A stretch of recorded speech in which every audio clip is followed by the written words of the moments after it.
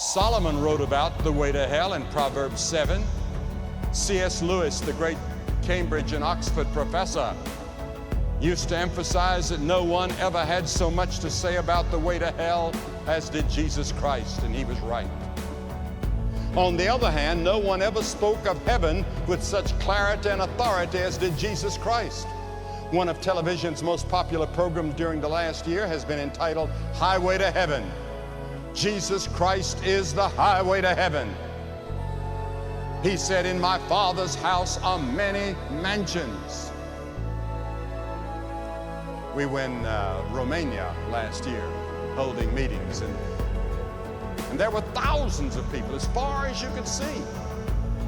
And they took me into a place called Moldavia, and they took us on a little sightseeing tour up into the hills and the mountains and so forth. And they took us to churches and buildings that were painted about 1,000 years ago with a kind of paint that has never lost its glow and its color. And they don't know how they did it.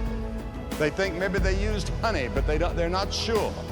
And all the paintings are religious paintings because the people didn't have any Bibles and they didn't have any Christian literature, and they had no way of telling the story of the Bible. So they taught the Bible with paintings on the sides of buildings. And you can see the whole Bible story. And I saw one painting in beautiful blue and the various colors that had lasted 1,000 years, and I thought to myself, look at that. It was a picture of a ladder that was going from the fires of hell up to where Jesus was at the top of the ladder in paradise. And down below were demons all the way up that ladder, pulling at them, trying to get them into the flames. Then over them were the angels helping them along up that ladder. And I thought that's a little bit like, it might be distorted, it may not be theologically exactly right, but they had the idea. Because there is a constant battle for your soul going on all the time. You see, your soul is important to the devil. He wants your soul. He'll pay any price. And some of you are selling your soul so cheaply. What shall it profit a man if he gain the whole world and lose his own soul? The devil will give you the whole world if you'll follow him. But some of you will follow him, he won't give you anything. You just follow him because you're like the pig that's following the man that's dropping the beans, going to the slaughter pen. Every little bit he drops a bean, and the pig goes following right along. And you don't even think that you're following the devil in the wrong direction. Yes, Jesus Christ is the highway to heaven. But be aware, no man cometh to the Father but by me, he said. And then this choice or this vote that you make has got to be yourself. You must make that vote yourself. For as for me and my house, we will serve the Lord. I don't know I guess one of the year's most popular songs is Madonna's Papa Don't Preach. Now Joshua didn't hesitate for one moment to preach to those people.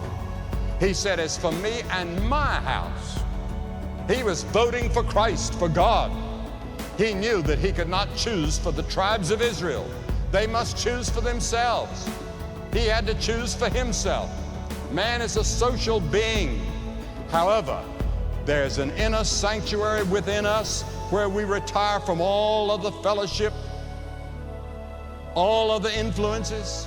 There's a lonely arena in the depths of your heart where the greatest battle of life must be fought alone. That's your decision about Christ. Your parents can't make it for you. The church can't make it for you. Your friends can't make it for you. Your girlfriend, your boyfriend can't make it for you. You have to make it yourself. You must make the commitment. One of the popular songs, according to Billboard, is entitled Lonely Alone. And how true that is. Lonely alone. And it's in that part of you. And when you voted, you yourself had to cast your own vote. Moses said, I call heaven and earth to record this day that I've set before you life and death, blessing and cursing. Therefore choose life. You choose life, that you and your seed may live. It affects future generations. It affects your children and your grandchildren. A decision that my grandfathers made years ago affects my life today.